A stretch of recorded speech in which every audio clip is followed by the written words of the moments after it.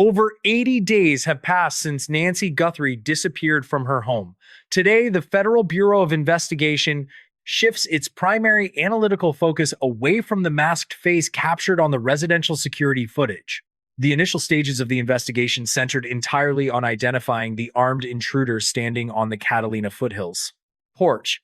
Current forensic models now prioritize the tactical behavior of the suspect during the exact moment of visual exposure. Nancy Guthrie is an 84-year-old woman who requires a pacemaker for daily cardiac function and takes routine specialized medication.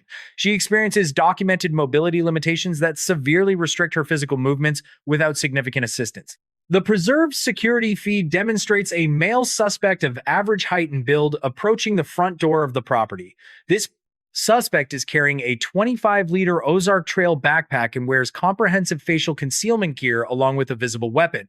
The immediate physical action taken by this individual is the deliberate destruction of the doorbell camera lens. This physical interference with the digital security node creates a critical behavioral paradox for law enforcement profilers. A perpetrator who is already entirely concealed by tactical fabric gains zero operational advantage from disabling the recording device. This specific action suggests a profound fear of secondary identification markers or a deliberate desire to conceal the subsequent escape route. The central analytical question is why a heavily armed individual targets a highly vulnerable elderly subject using military suppression tactics.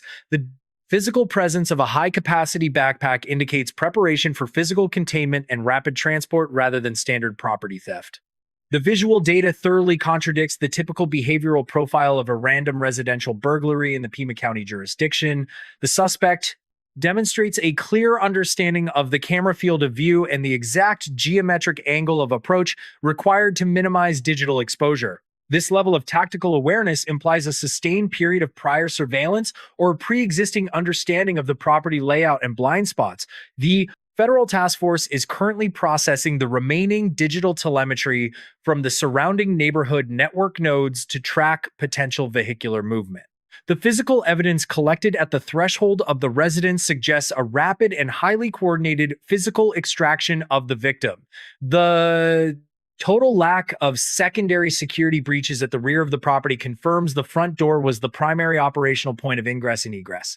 The suspect executed this intrusion during a time frame when neighborhood pedestrian traffic was statistically at its absolute lowest probability. Welcome to Evidence Room, where we examine the hard forensic data behind complex, ongoing investigations.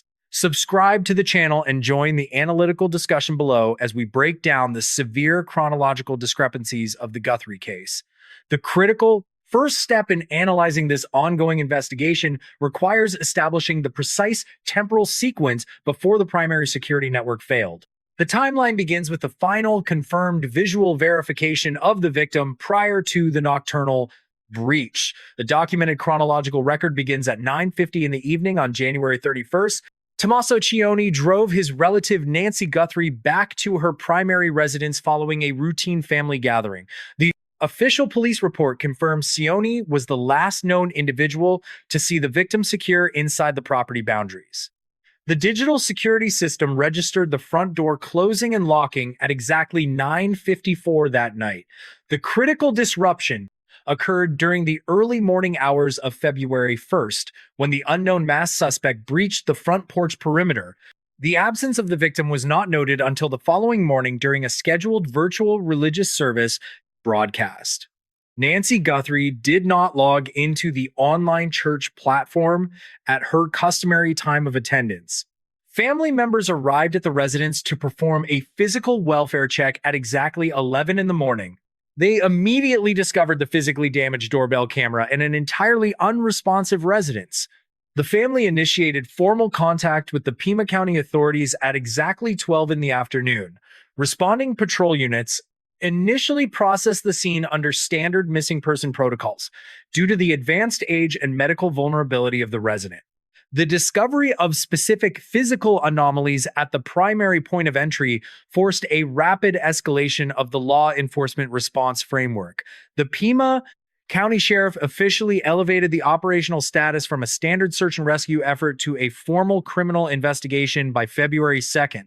The procedural transition activated specialized evidence response teams to process the exterior threshold for trace biological materials. The most critical element of this established timeline is the expansive temporal void separating the final confirmed sighting and the official police notification. Investigators face a 13-hour window where the physical location and physiological status of the victim remain entirely unknown and undocumented. This massive gap in the chronological record provided the perpetrator with an exceptional operational advantage for systematic evasion. The physical geographic distance a suspect can travel within a 13-hour period spans multiple state jurisdictions and potentially international borders. The forensic analysis must move beyond the basic timeline structure and examine the specific physical remnants left at the point of digital sabotage. The microscopic items recovered from the concrete porch provide the first layer of forensic truth in a case defined by digital deception. The physical dimensions of the primary suspect present a severe analytical contradiction when compared to the physical realities of the victim. Law enforcement visual analysis estimates the male suspect possesses an average height and a standard physical stature. The 84-year-old victim suffers from severe mobility degradation that inherently prevents rapid physical transit or self-sustained defense. The security footage clearly displays the suspect carrying a 25-liter Ozark Trail brand backpack during the initial residential approach. This specific volumetric capacity provides significant logistical utility for the transportation of specialized hardware or containment materials to the operational zone. A standard residential burglary operation typically utilizes localized containers found within the target property to transport stolen physical valuables. The deliberate introduction of external storage capacity indicates a premeditated requirement to deploy specific tools at the primary breach point. The tactical gear utilized by the suspect mirrors the equipment profile of a highly specialized containment operation rather than random theft. The victim requires daily cardiac regulation through an implanted medical pacemaker and cannot physically resist a standard physical apprehension attempt. The deployment of comprehensive facial concealment and a visible weapon represents a massive overcompensation of physical force against a vulnerable target. The suspect utilized military-style suppression tactics against an individual who requires significant physical assistance simply to navigate her own residence. This extreme operational mismatch strongly suggests the perpetrator anticipated encountering secondary resistance or required absolute physical dominance to execute the extraction. The physical containment of an elderly subject experiencing cardiac distress creates immediate logistical complications for any rapid transportation phase.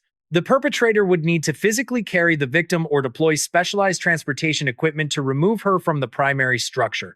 The 25-liter backpack could theoretically contain the necessary chemical restraints or physical binding materials required to immobilize a conscious subject. The initial law enforcement assessment must reconcile this aggressive tactical posture with the extreme physical fragility of the primary target. The complete absence of forced entry at secondary access points confirms the suspect successfully managed the victim at the primary threshold. The operational focus on the front entrance indicates a high level of confidence in rapid execution despite potential street-level visibility. The tactical equipment profile strongly implies the perpetrator arrived with a singular focus on human extraction rather than property acquisition. The visual data alone fails to explain why a sophisticated operative would target a subject possessing zero physical threat capability. The strategic deployment of a weapon against an 84-year-old female requires specific behavioral analysis by federal profilers. The suspect either misidentified the target residence or possessed a specific motivation demanding the deployment of lethal threat capabilities. The physical geography of the Catalina Foothills neighborhood requires specific vehicular coordination to successfully extract an uncooperative or incapacitated human subject. The suspect could not physically carry the victim a significant distance without utilizing a staged transport vehicle positioned outside camera range. The forensic teams processing the concrete exterior of the residence discovered the next critical layer of evidence bridging this analytical gap. The physical environment directly surrounding the sabotage security device contained microscopic anomalies that fundamentally altered the trajectory of the investigation. The careful examination of the entry threshold revealed evidence that transformed the operational assessment from an abduction to a potential violent encounter. The specialized evidence response teams isolated specific biological markers located directly adjacent to the primary point of ingress. The forensic technicians discovered small quantities of trace biological fluid deposited on the exterior threshold of the Guthrie residence. Subsequent laboratory analysis of the recovered hemoglobin samples generated a confirmed genetic match to the 84-year-old missing woman. The presence of confirmed biological evidence at the exact location of the digital sabotage indicates a physical altercation occurred immediately upon breach. This direct physical violence completely contradicts the highly controlled and systematic approach demonstrated by the suspect on the initial security recording. A rapid deployment of physical trauma suggests the victim was present at the door or the breach resulted in immediate accidental injury. The suspect maintained absolute operational discipline and successfully extracted the victim despite the introduction of chaotic physical trauma at the primary scene. The discovery of the biological material initially directed the federal task force toward a standard homicide or violent abduction response protocol.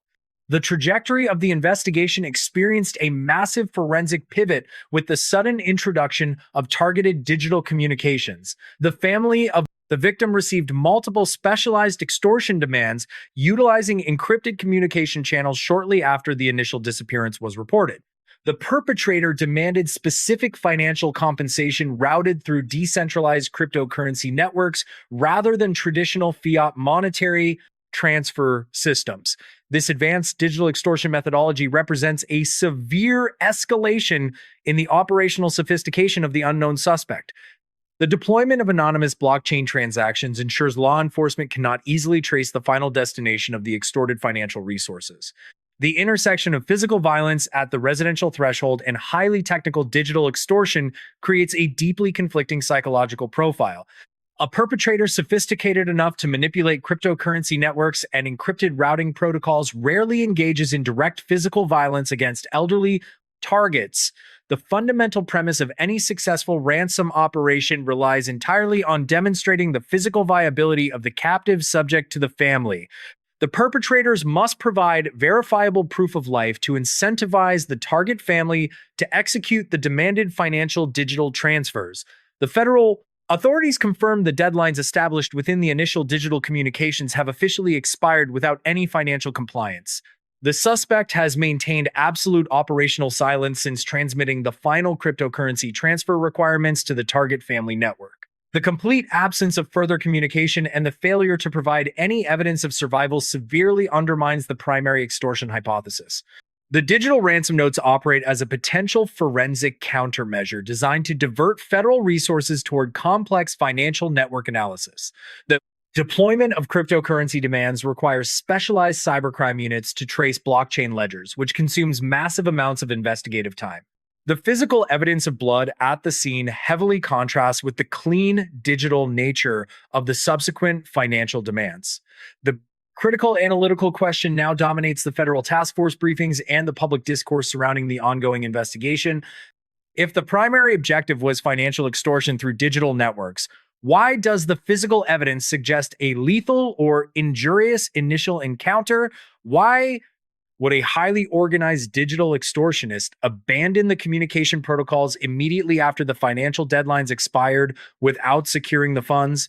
Please subscribe to the Evidence Room channel and share your analytical theories regarding the expired ransom deadlines in the comments below. The investigation must now look beyond the conflicting digital communications and re-examine the physical parameters of the extraction hardware itself. The volumetric capacity of the 25-liter Ozark Trail backpack recovered via digital analysis presents the most critical physical parameter of this investigation. The initial assessment categorized the tactical storage unit as a standard implement for rapid property acquisition during residential breach operations. The introduction of biological evidence at the threshold fundamentally shifts the analytical parameters regarding the potential contents of the storage device. A highly organized suspect utilizing military-style suppression tactics would anticipate the severe physical limitations of the 84-year-old victim.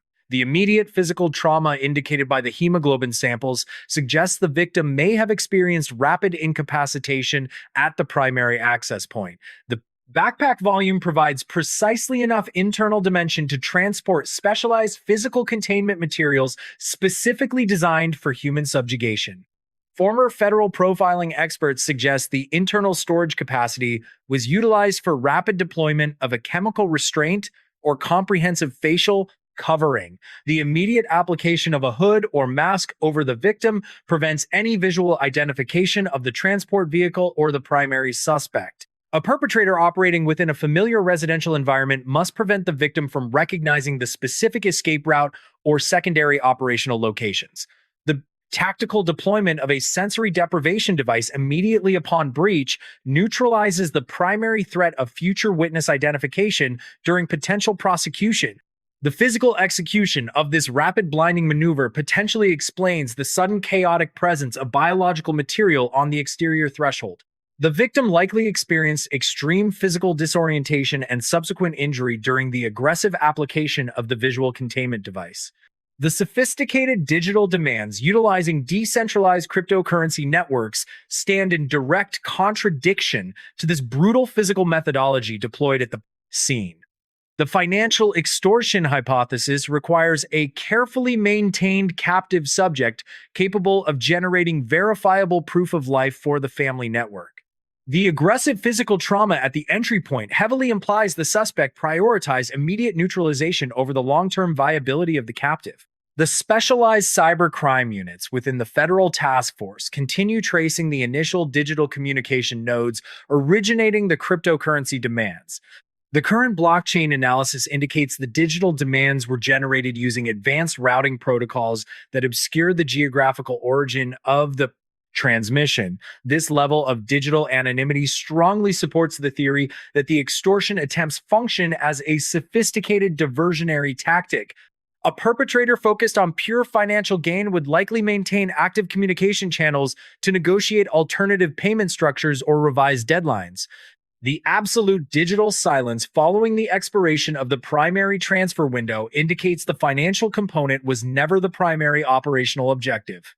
The suspect effectively weaponized the complexity of modern cryptocurrency networks to force the federal authorities into a prolonged digital pursuit. This diversionary strategy provides the perpetrator with crucial temporal distance to manage the physical realities of the contained victim. The investigation must systematically evaluate the conflicting data points regarding the physical breach and the subsequent digital misdirection protocols. The fundamental logic of the suspect behavior during the initial seconds of the digital recording requires immediate secondary analysis by behavioral teams. The tactical necessity of destroying the exterior security node remains the most glaring operational paradox of the entire physical execution phase. The suspect approached the front porch wearing comprehensive facial concealment that successfully neutralized all standard biometric identification protocols. The physical parameters of the tactical gear ensured no identifiable facial features were exposed to the digital recording matrix.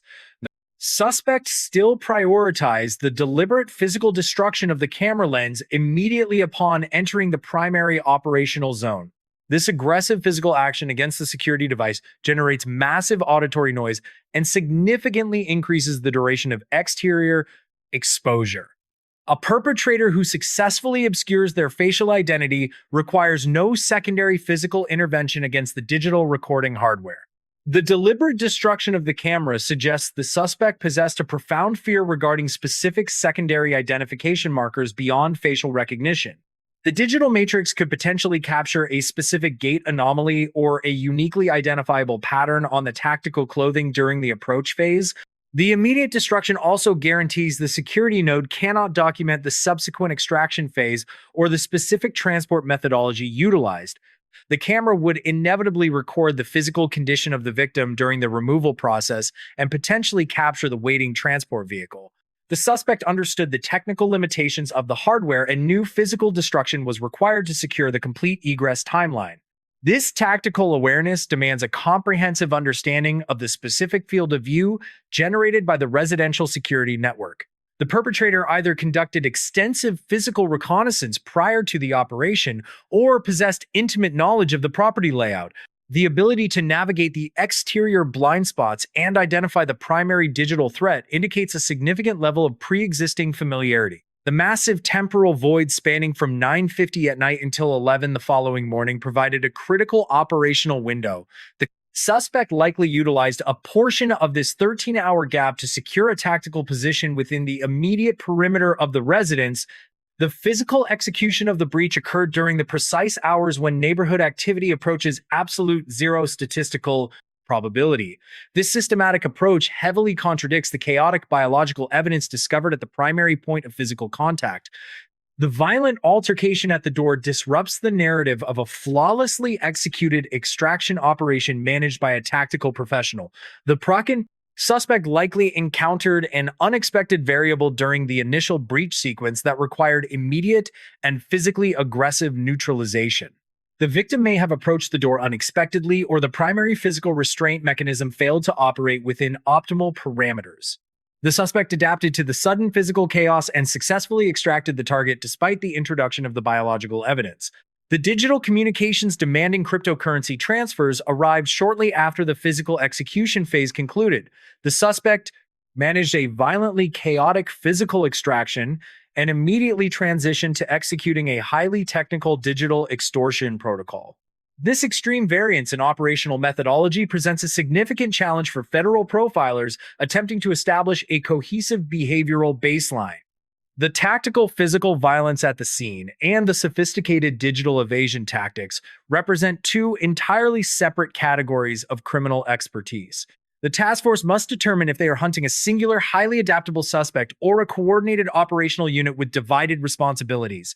The behavioral analysis units are currently constructing a psychological profile based on the intersection of these contradictory data points. The suspect demonstrates a terrifying capacity for localized physical aggression combined with advanced international digital evasion techniques. Subscribe to the Evidence Room channel as we continue to track the specific forensic details emerging from the federal task force. The investigation is rapidly approaching a critical analytical junction where the physical evidence begins to completely invalidate the primary financial motive. The suspect profile generated by the intersection of the biological evidence and the digital silence points toward a deeply disturbing conclusion.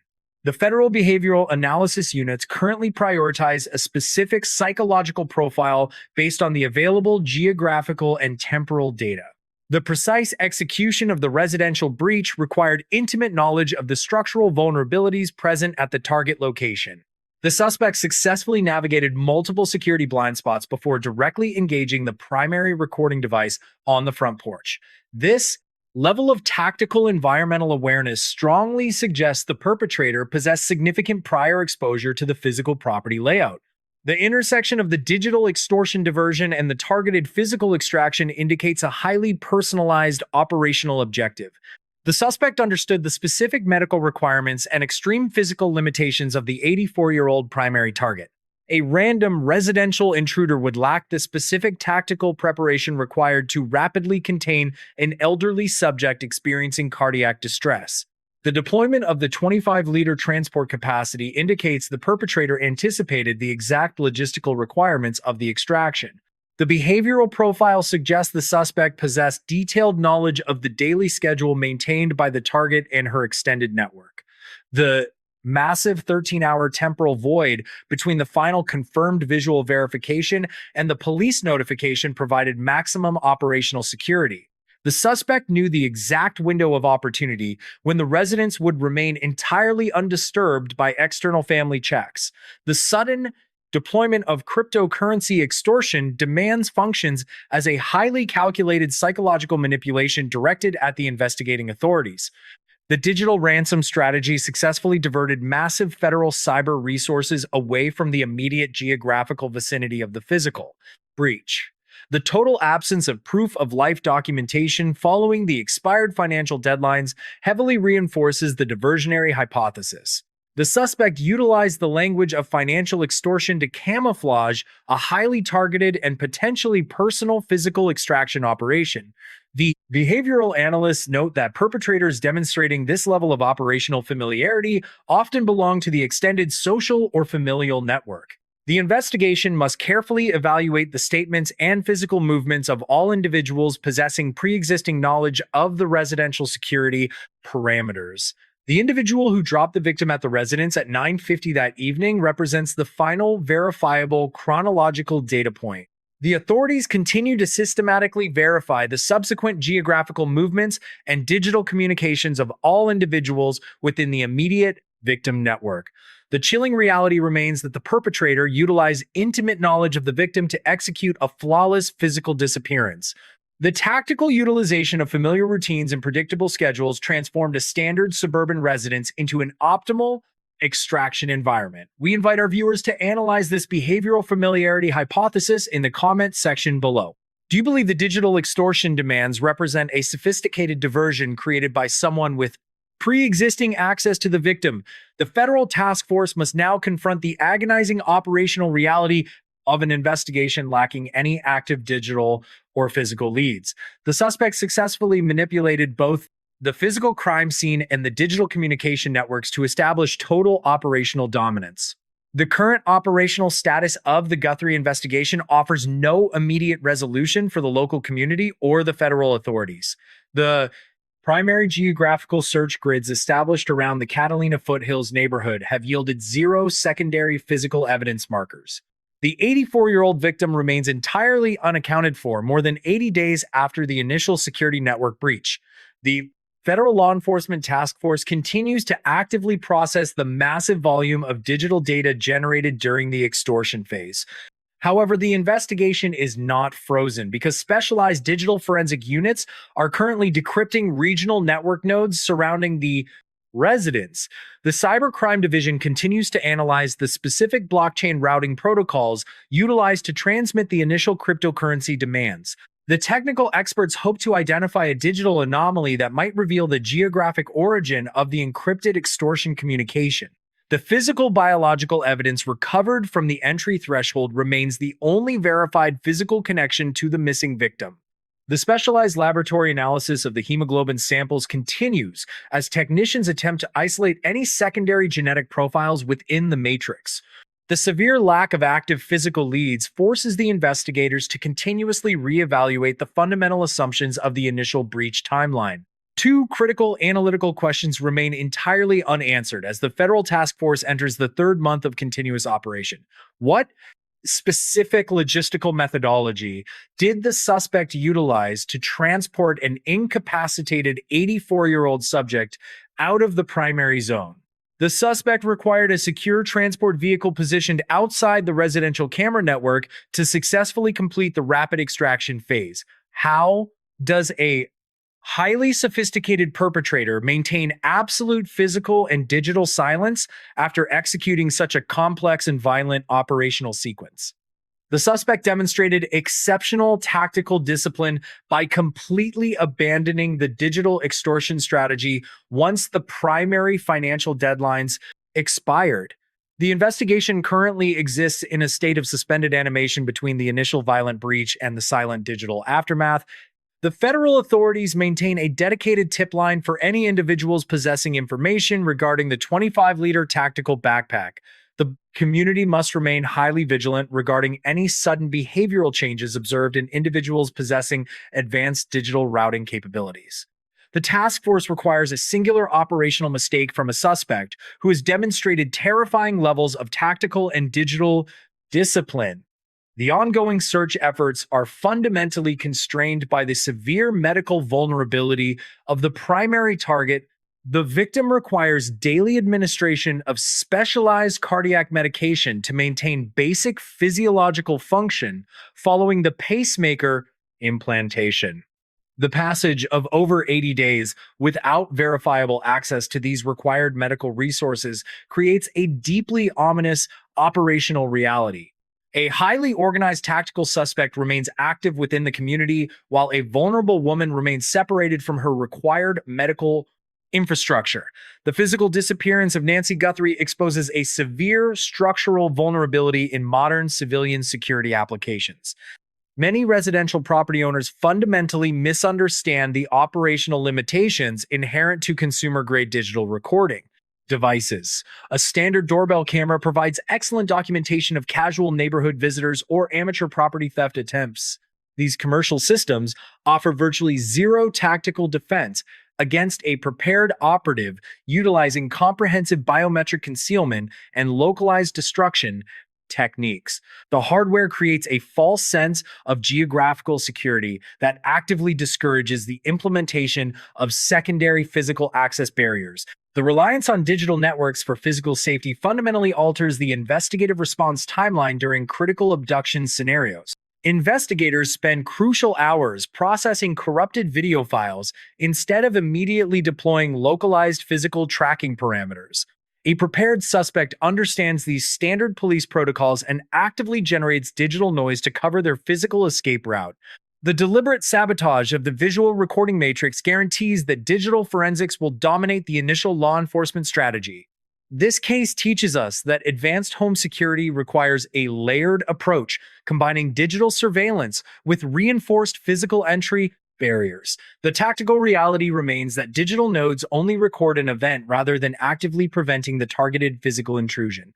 The secondary educational component of this investigation involves the modern weaponization of decentralized financial networks. Criminal operatives increasingly utilize cryptocurrency demands not as primary extortion tools, but as sophisticated digital counterintelligence operations. The deployment of encrypted blockchain ledgers forces responding law enforcement agencies to immediately allocate massive resources toward complex financial tracing. This deliberate digital misdirection successfully consumes the critical initial 48 hours of the geographical search window. The technical complexities of tracing digital wallets obscure the brutal physical realities of the localized tactical extraction. The Guthrie investigation demonstrates how advanced technical evasion methods effectively camouflage localized predatory behavior from immediate federal detection. Law enforcement task forces must now balance traditional physical evidence collection against the immediate demands of complex cyber analysis. The intersection of physical vulnerability and digital misdirection creates an unprecedented challenge for modern forensic methodologies. The analytical focus must inevitably return to the singular physical anomaly captured during the initial seconds of the security recording. The investigation continually circles back to that single fragmented frame of the masked suspect positioned on the concrete threshold. The deliberate destruction of the camera lens remains the pivotal tactical decision that defines this entire ongoing federal operation. We will monitor every emerging forensic development and analyze every new digital artifact released by the federal task force. Subscribe to the evidence room to ensure you receive the immediate technical analysis when the next critical detail ultimately emerges. How long can a highly organized operative successfully evade federal detection while simultaneously managing a severely compromised captive subject? The ultimate resolution of this case relies entirely on identifying the specific logistical mechanism utilized during the nocturnal extraction. The federal authorities continue tracing the silent digital ledgers while the localized search grids yield absolutely zero physical results. The community remains highly vigilant as the Federal Bureau of Investigation maintains the active status of the Specialized Operational Task Force. The most terrifying timeline governing this active investigation is not the expired digital countdown attached to the fraudulent extortion demands. The true operational clock is strictly defined by the finite quantity of cardiac medication the 84-year-old victim carried.